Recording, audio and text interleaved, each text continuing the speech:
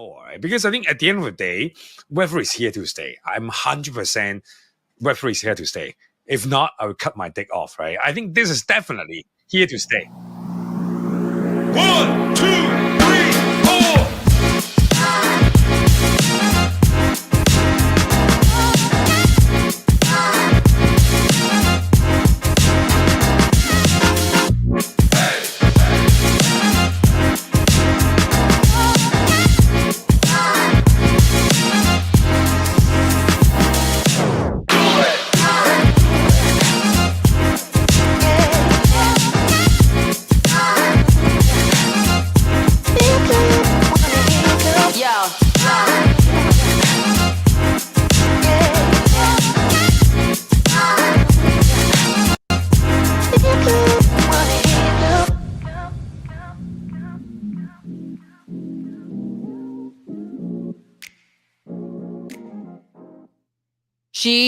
GM, everybody. GM. Karen, how are you doing this morning? I'm great. Excited for September. There are lots to do. I'm packing my stuff right now for next week. If you're new to the show, we are a GM show, and here are the ABCs: Asia-focused, builder-friendly, and cool vibes, only powered by Memeland, home of captains, potatoes, Stakeland, and you, the real MVP. My name is Karen. I'm your co-host as well as head of social for Memeland, and here's Casey. Hey, everybody. This is Casey, long-time listener and podcaster. And super excited to be here for another episode of GM Show.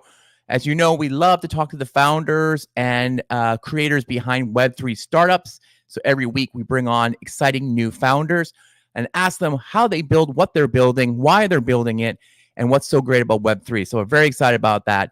But before we begin, let's hear a quick word from our chairman. What is discussed on the GM show is not investment advice. We may or may not have ownership interests in the projects we are talking about, but this is not investment advice in any way, shape, or form. And this is not Sir David Attenborough. All right. Very exciting. Very exciting. Okay, so first of all, we've been teasing a lot about the meme tour, Singapore meme tour. But I think, this is the alpha we're going to drop. I mean, a lot of people probably know this.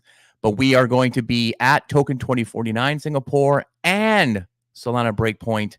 Yep. Karen and I will be there reporting live on what's happening on the ground, eating probably just all the laksa at both these events and not really paying attention to anything else that's going on.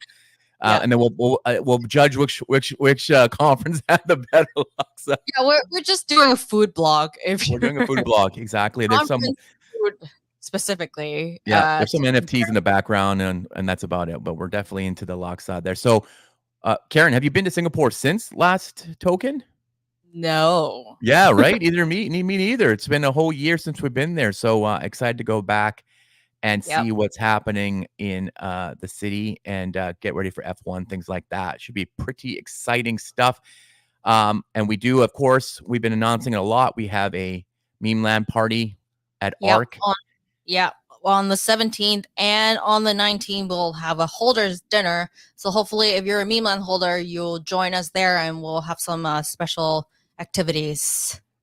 There's no update from Token, right? They haven't sent us any new stuff to talk about. No. So but we will be on the ground talking about it. We'll be on the ground talking about it. But if you haven't, for some reason, you don't know what's happening, there is a conference happening, obviously, and they got some cool speakers. I think this year they have Anatoly, of course, co-founder Solana. He'll be there, of course, because he has his show there as well.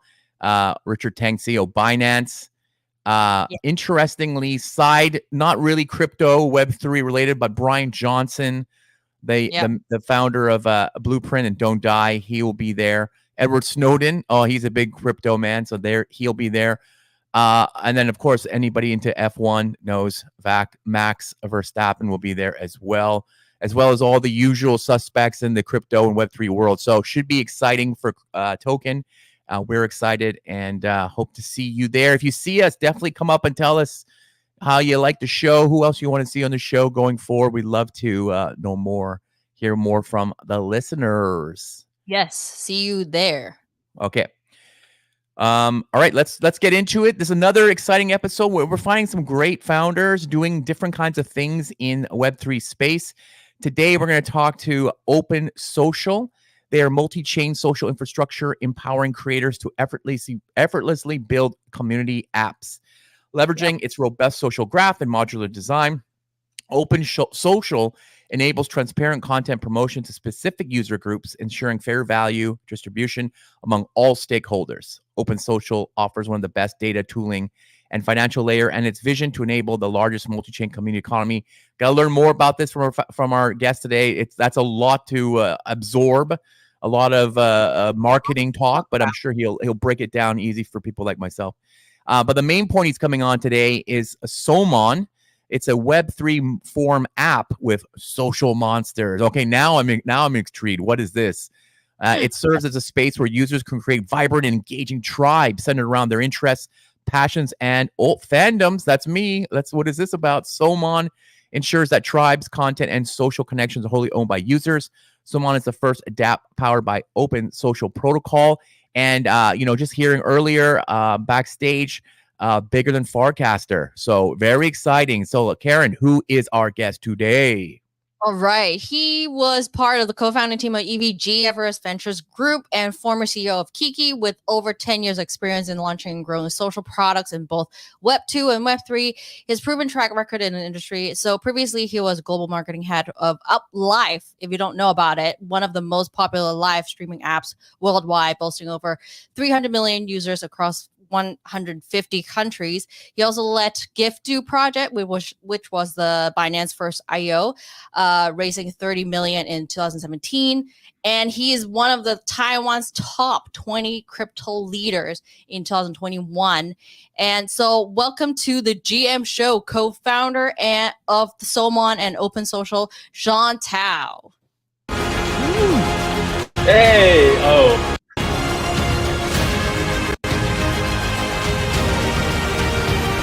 Welcome dance. I'm integrating it now.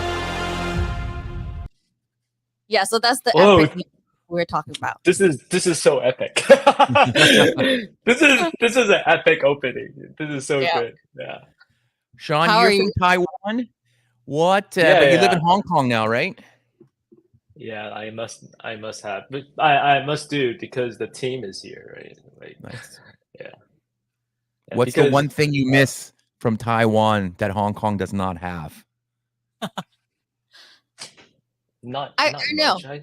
I know. Usually Taiwanese people here, they miss the breakfast. Yeah, Like, we don't have those breakfasts. Pancake Yeah. stuff. Which we don't have. Yeah, it's true. Sean's already it's true. forgot Taiwan. He can't even think of something. I forgot Taiwan. I think I'm in Hong Kong because we're so close to Memeland. You're also in Hong Kong. That's why we're here. Yeah.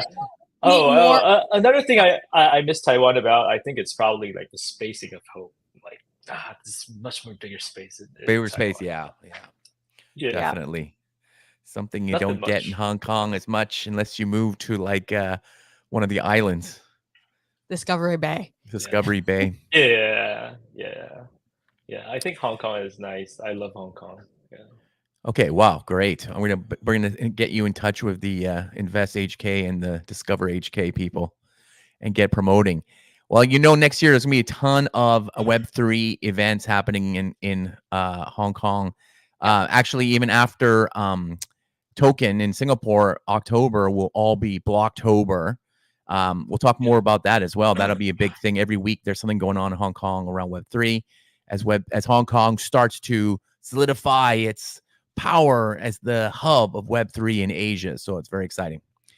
Okay, so Sean, very excited to have you here today. There's a lot of questions we're going to go through here. As you probably know, every week we ask the same 15 questions to each guest to get some insight into their day-to-day life, what inspires them, and what lessons can they pass on to the next generation building in Web3. So let's start off with the first question. Karen, what's the first question? Yeah, let's go. So the first question is, what's the one app you have on home screen that not many people do? Is it more social apps that you're experimenting, or what's like important in your life? Yeah. So you mean on your home screen that not many people? You mean OpenSocial or SoMon? No, your Or iPhone right now. When you look on your Oh, iPhone right now, what is one my app that? iPhone. Yeah. Oh, my iPhone. I think it's probably Ding Talk. Like it's like a Chinese like a working chat tool. I use all the time. I spend most of the time inside. Yeah, because like most of our team are like we use that to communicate. I think it's such a really good product compared to um, like all other existing Western products. Wow. wow. I've never heard of it Well, before. all right, we'll try it out. What is the, Yeah. how about an app that's not work related? That's something maybe lifestyle that you have that nobody else, normally people don't have. I think normally people don't have. It's hard to say. Like, for the rest of my time, I use Xiaohongshu quite often. Okay. I see. Yeah, yeah. So, But so I it's think most like of the people use that too. Instagram. If people don't know, it's a Yeah. Chinese Instagram where you get all It's the and like where to go and what to eat. it's and more stuff. than Instagram. It's the English name is Little Red Book. It's very popular. People in the West are trying to copy it right now because it's so popular in Asia. What's the best recommendation you found on that in Hong Kong that you'd like to share with us? Like maybe the best recommendation for my kids to go to school. Like, Oh. I need to live at like Wanzai and like to get like better school, or I need to live at like Kowloon Tong to stuff like that. I learned a lot of Interesting. information like that. Okay, that's good. I thought it was all food reviews and makeup tips. No, So it's actually real yeah, useful things. Okay, good. No, there's real some useful things. real practical stuff going on there. Okay. If you're living in a city and if you want to like find very specific things, I think that's the app that you want to go on. Interesting. All right. Yeah. Okay. Next question. What is something that has greatly influenced your life? So this could be a TV show, a movie, a comic, manga, anime, something that you grew up with, a video game, something you grew up that really like influenced you. So I study high school like back in Taiwan. It's just like a local high school, and I applied Peking University, which is the best university in China, and I studied there for my undergrad. And I think that's a life changer for me because that's when I found myself so stupid, surrounded by all the geniuses. Oh my Yeah. god. So like we go to library together, and they can memorize like a book, like including like periods and commas in 3 hours. I can never do that, right? So that's a life changer for me to know. Oh, like actually, I'm not the smartest people. Of course not, right? Yeah. So yeah, like makes me more modest, and like I can listen to other people's opinions, and so that's kind of a life changer to me. Good. Great. All right. So because you worked in like I guess you work with a lot of investors too, but what is the best investment you ever made and what were the returns? It could be your money, your time, energy, Yeah. So yeah, I made some like I got some good returns from different source, but I can never forgot my first bag of money is like back in 2017 when I invested in Ethereum, because I was so new to the space back then. I invested in Ethereum is just because we're going to launch our ICO. Yeah. So after I invested, Ethereum just keep pumping, and I was like, oh, I made so much money. So that's something I can never forget. So yeah, it's Ethereum back in 2017. All right, yeah, great. It's so fun. Awesome. Okay, so to balance out the question I just asked, this is the next one. It's who is someone you're inspired by and why? So it could be a business person, it could be a family member, somebody who you look up to in your day-to-day life now. Yeah, so I worked in Beijing for around so I stayed in Beijing for like 10 years, like even after I graduated from Peking. Um, the one who influenced me the most is probably my previous boss at Beijing. He's like ex-Zynga and the first like Googlers in China. So yeah, he taught me a lot, like how to build products and how to review funnels and how to build DAU products, consumer products. So I'm deeply influenced by him. Yeah. Great. All right. So here's the hard questions that I reminded you of. What is the one conventional wisdom that you disagree with? Do what you love.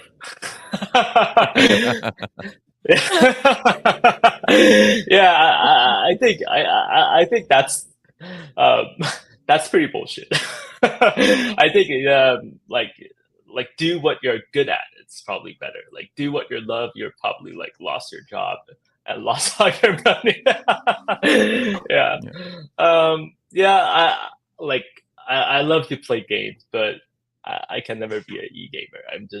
My hands are too dumb. You're not young enough anymore, you know, like you need to be at least That's harsh. Yeah, I'm not young enough. He looks early. pretty young to me. Yeah, I'm not young anymore. Yeah, I Okay. got family and kids. Yeah, it's old enough in Web3 space, right? Yeah. Yeah. Good enough. Yeah. Okay. And so it looks like, so reading your bio at the beginning, we learned you've done a lot of startups. So what is one piece of advice you would give to a first-time founder, maybe specifically in Web3 or just in general? Like if somebody wants to start a company today, what's something that you learned that you'd like to tell people to think about first before starting?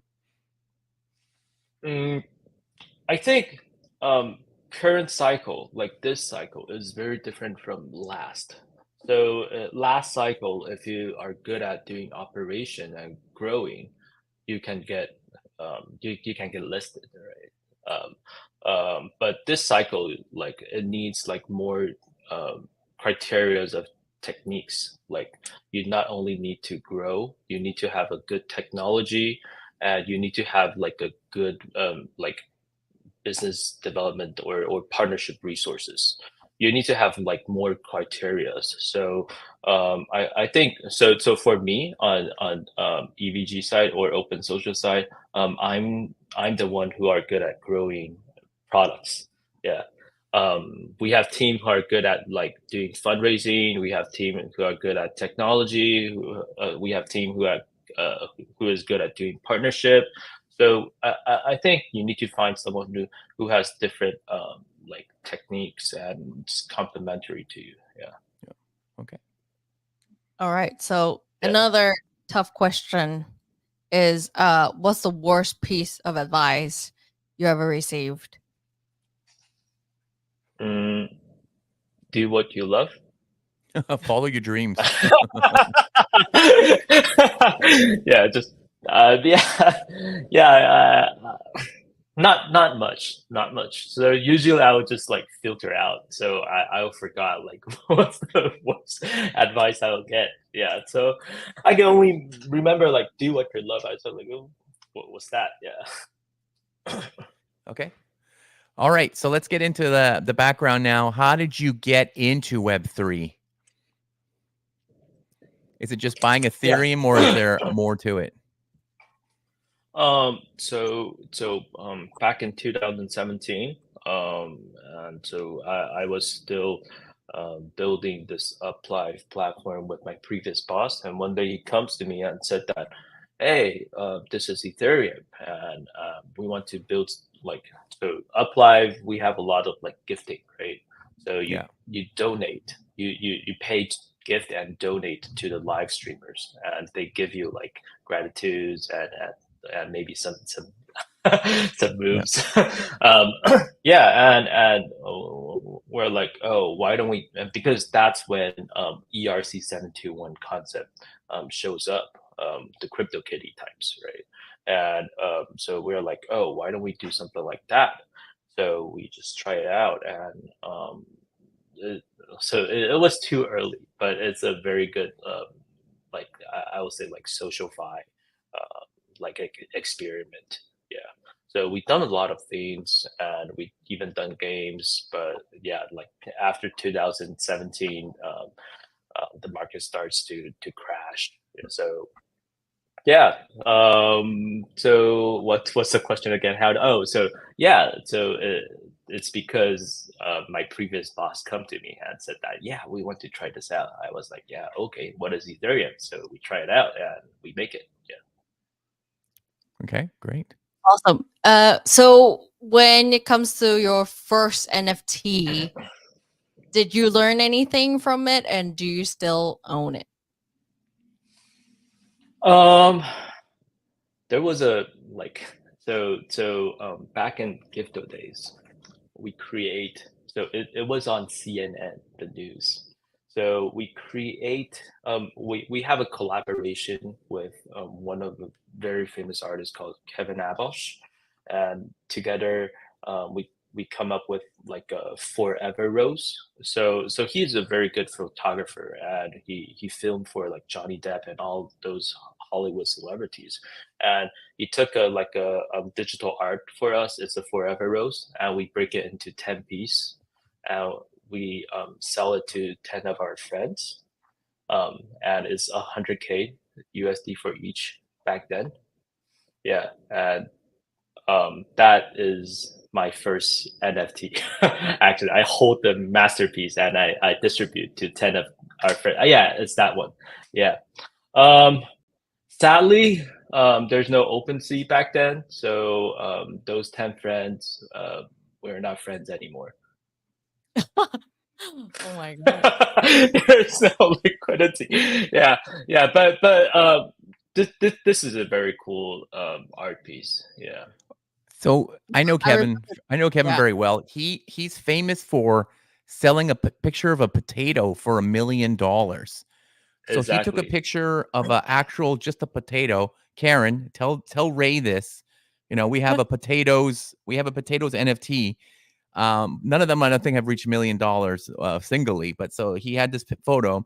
He it's a print, right? So people can buy this photo, and it was sold for $1 million. So, and it's in a very similar style to this rose, right? It's black background with the lighting on the side. Yes. And so he's very famous for doing this kind of art. He still works today in NFTs. He's good friends with Yat as well, from Animoca. So it's very interesting. So you said you guys launched this before OpenSea. So it's just an ERC20 token on the internet right now. It's ERC7. Yeah, it's ERC. So we have two things. So this picture itself is a ERC721. We also have a token called Rose. Yeah. Okay. So it's an experiment back then, because we think the NFT will be big, right? And it you were right. Big, right? But you were too early. Yeah. We even have a platform like for this to trade NFT, but it was too early. Wow, amazing. Wow. That's a good learning though. I think that's seems a good learning. Timing is everything. Timing is everything. Yeah.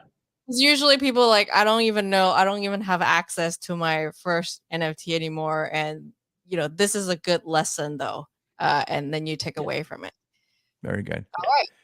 Okay, last question in this front row of getting to know you questions. Web3 is always in the news, usually negatively. So from your own perspective, what is one misconception about Web3 that you would want to change in the public? I think in this cycle, like projects should focus more back to probably like DAU, like what 9gag has such a huge DAU, right? And probably like user session on their app or their platform. I think this is much more important than a lot of superficial numbers, right? Like only bind your wallet or how many Twitter fans you have. that has nothing to do with how much users are in your actual product. So I think that's one misconception I wanted to change, but it's pretty hard because people are still pursuing those like big numbers, and especially when Telegram is viral, like the number becomes a lot more larger, right? So if you check out Hamster, or Catizen, wow, their number are so big. Like they have like 200 million like users, and I was like, wow, that's so much. Yeah. So so that's one of the misconception. So you think, do you think that really those kind of crazy numbers for like the hamster game in Telegram, those are not sustainable because it's a different kind of user, right? It's hard to say, but it just like I believe that 10% of their user are real user, right? Okay. But I saw a lot of like I saw a lot of like people or workshops, they have like 10, like probably 1,000 of phones like playing hamsters like all the time. So yeah, so it's hard to identify. So like I don't know how to like tell people that, oh, this is like real users, this is like real user engagement. I think this is so hard to identify in Web3 because we're corrupted with all these like massive numbers and weird numbers. Yeah, so yeah, that's something I want to change, but I can't do anything with it. I need to create some big numbers as well. Yeah. Okay, great. All right. So let's get into the serious business stuff. What are you building right now? Can you break it down for us? Like, what's the focus? And like any updates since launch? Yeah, sure. So I'm co-founder of OpenSocial Protocol and SoMon. So OpenSocial Protocol is modular infrastructure for social products. Like to make this very easy, we're like Shopify or Wix. So you come to OpenSocial platform, and we got these like modular front end and modular smart contract, and you just choose the chain you want and choose the plugins and all those features you want and put in your own domain and your app icon, and bang, 5 minute, your community app is done. You'll have your own SocialFi app. So that's what we're doing in OpenSocial to make it very easy. SoMon is an experiment to us. So like whenever we have like new product, new features on OpenSocial, we put it on SoMon. So like every profile on SoMon is on chain. Every social graph on SoMon is on chain, and nothing like you've seen no products like this before. So we have like on-chain follow and on-chain community. If you join someone's community, you need to pay on-chain gas fee as well. And SoMon surprised us because DAU is growing so fast. So we just launched for like nearly 2 months, and our DAU grow from 5,000 to right now is like 60K in a month, and it's continuously growing. And we generate, so 2 months ago, it's on our Dune, like 2 months ago, like June 19th, we launched this product. That day, we only have 5,000 transactions on base. And yesterday, we have like 190K transactions on base, which generate around like 6% of base chain daily transactions, which is pretty good. And we are also generating some revenue. As you see, like 210K USD of revenue. It's all from SoMon. Yeah. So we estimate that probably by the end of this month, we will reach 100K DAU, which we will be I think it will be the largest like Web3 social app DAU base in the world. We'll flip Farcaster twice, and we'll flip Lens a couple times, I think. Yeah, so it's growing faster than we expected. And so OpenSocial, it's a multi-chain like infrastructure, and we'll have SoMon on base, and some spoiler, we'll have bread and butter on BNB chain, OPBNB. They come to us and invite us to build on OPBNB. And we will also have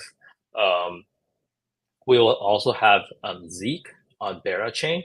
We will have Dojo 3 on Abstract. So we'll have different kinds of Web3 social app on different chains, and it's all powered by OpenSocial technologies. Got it. Okay, very interesting. So why did you start building this? Is there Farcaster is not that far ahead, but Lens has been around for a while. So why did you specifically build this? Is this an Asia play? Obviously it's not, but there wasn't anything in Asia either for this. Is there a specific reason why you started this? Yeah, the reason why I started this is because it's too boring during like bear market. So founder of EVG, Alan, comes to me and said, yeah, let's do social. And I was like, okay, let's do it. So we start this OpenSocial protocol. Yeah, that's why. And to compare with Farcaster and Lens, I think they're doing so well. They got huge penetration rate in the West, and like especially Farcaster, right? Like it's hard for us to compete them in the West because their content is so good, and we just cannot beat them, right? So that's what, and we think that like Asia is our hometown, and we believe that social will grow from the East, especially in Asia. So that's why, like if you play around with SoMon, you can see that we have so many different multi-language communities. We call tribe, multi-language tribe on SoMon, like Korean, Japanese, Vietnamese, Indonesian, like all these users in these tribes, they use their local language to communicate.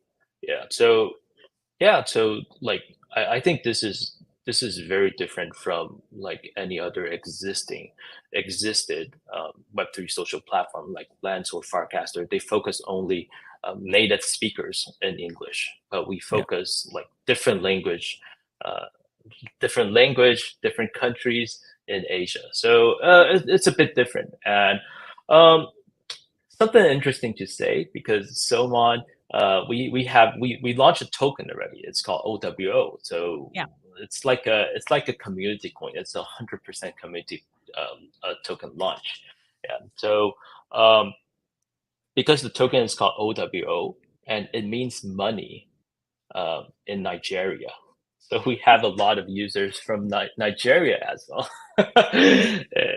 It's something very funny. So yeah, so SoMon, we never spend a lot of marketing budget on SoMon. It's growing organically, and it's growing faster than we expected. Yeah, I was gonna ask like what you guys been doing right, but I guess you answered that. And like, is there a lesson learned so far building this project for you personally or for the team? What's the one thing that really challenged you guys? I think like one thing very challenged for us is probably the spamming issue inside SoMon. Like we're doing like Sybil detection every week. So it's on SoMon Doom. So we are taking down like 1,000 people like every week. So we're doing Sybil detection crazily, but like there's still a lot of spams, right? So I think this is one of the issue we want to solve. And the second thing is about how to create a better creator economy, especially for community owners and community admins and moderators. And this is something we've been like thinking a lot as well. So is it like let them to create their own community token, or we have some subscription features for community owner to use. So we want to give more incentives to community owners and make the community economy bigger. So that's something I think I find it very challenging. We are spending a lot of time working on that and designing that as well. And one lesson I learned from the project is I think as a founder, you need to spend a lot of time in community. So every day, like after work or besides work, I will spend a lot of time communicating with our users on Discord. So I will spend around like 4 to 5 hours on Discord every day. So I think user will feel like trust or respected if you do that. I think that's so important, and I suggest like other teammates to do the same thing. But it's hard, right? It's like managing your Twitter. It's so hard. Yeah, I think that's like the one piece of advice for founders as well. You need to spend your daily time or somehow become a routine for you to go into your community and show up and communicate. Even, it doesn't need to be a meaningful communication all the time, but it has to be done in a way that you're connected to them, Mm-hmm. I want to ask you, this is with the airdrops and the wallet connects, you're really going to obviously get Web3 people into this. But how do you get Web2 people to move into this? Is that your overall plan to get people to drop all the other socials and get into this? So actually, a lot of Web2 user is on SoMon. It's like I refer so SoMon, because we have gas subsidy. So for every new user, they will have $1 USD gas subsidy, and thanks to like Ethereum block. So after that, it's so cheap on base. It's so cheap on layer 2. It only costs like probably 0.01 USD to pay to create their on-chain profile and join on-chain community. So even my mom can use SoMon. Yeah, it's that easy. She can use SoMon, and she will feel senseless when we help her to pay the gas to create her on-chain profile and like all other actions and activities.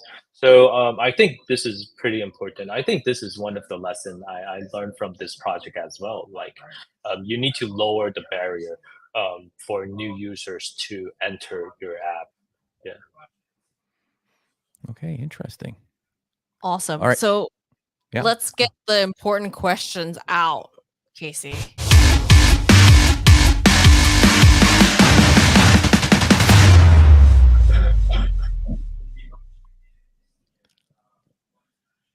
What is the alpha?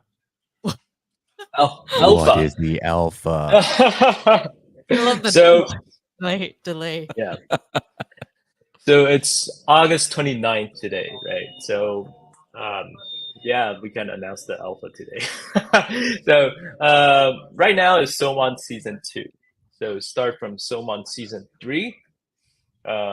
You will not only get, if you earn points or leaderboard badges, or you got like SoMon NFT, you'll not only get SoMon token anymore. You'll also get OpenSocial token. Is that the alpha? I think that's the alpha, right? Yeah. We never done that before. Yeah, that's the alpha. Yeah.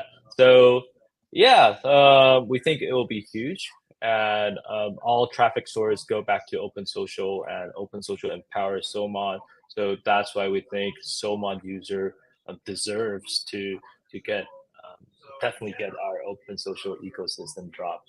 So I think that's the biggest alpha today. Nice.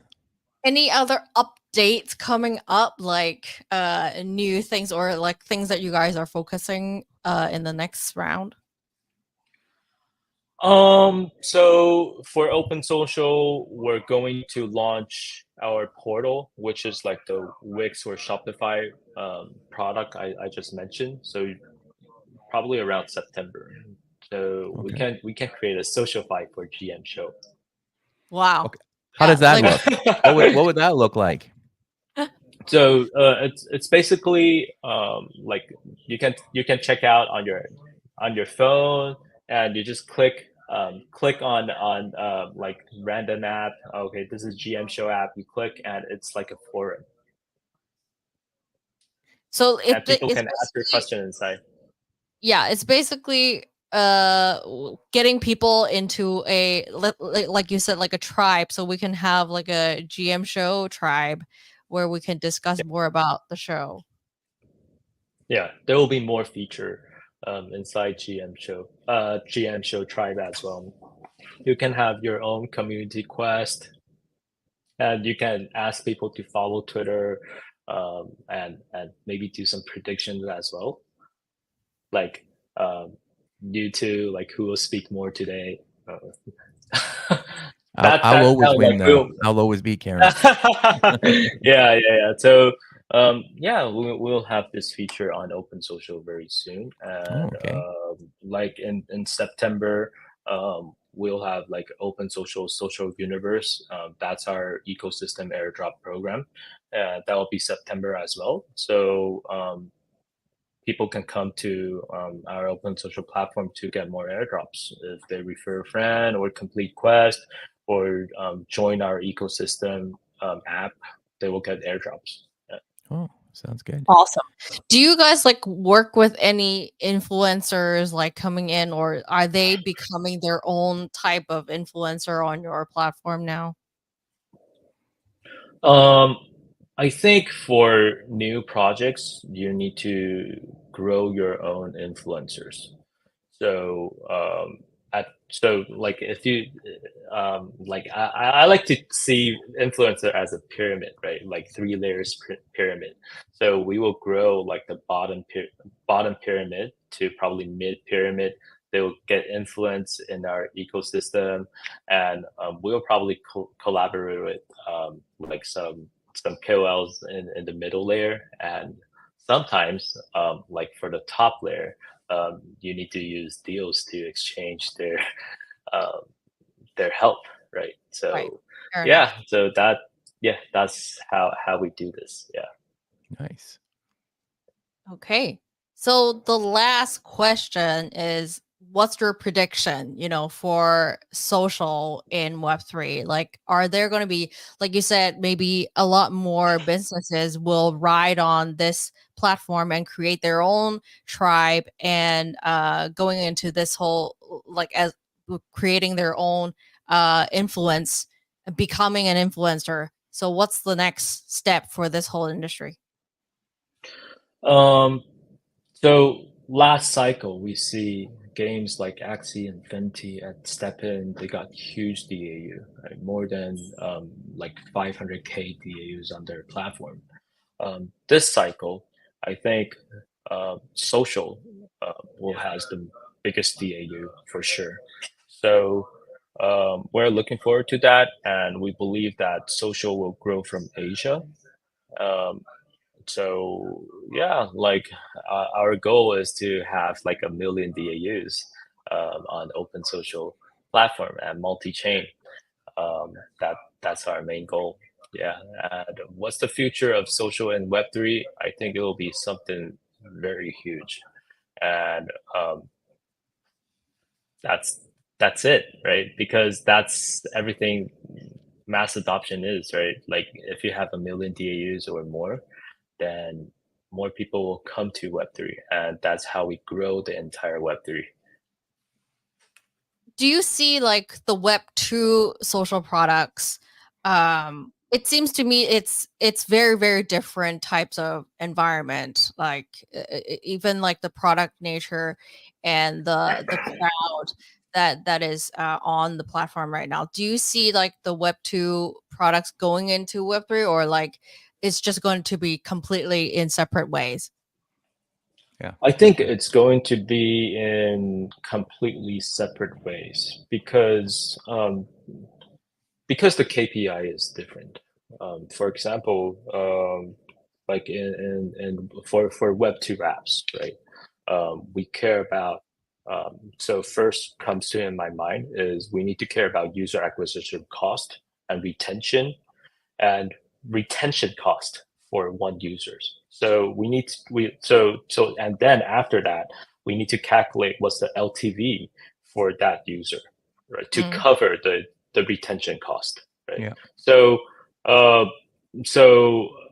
we need LTV to be as high as possible to cover that, right? But in Web3, user acquisition model is different. It's very organic and it's by community.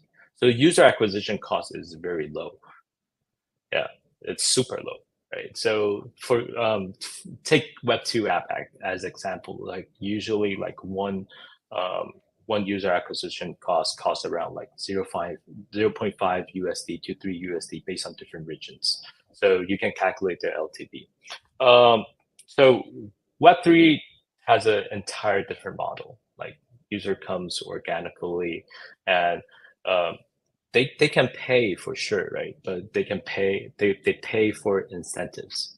So the model is quite different. So because the model is so different, so sometimes it's hard for Web2 social to turn over to this model. They need to create an entire new app to go into to approach to Web3, and that will have a conversion. So there are some like huge Web2 apps that I got like 10 million users, but you don't know how many users they left, right? And they will tell you that we will migrate these users to Web3 app, and they will have like there will be like a conversion lost. So usually like less than 1% of their users will come to this Web3 app. So they need to grow from Web3 as well. So I think because I've done that back in 2017, so I know how hard it is, and I don't think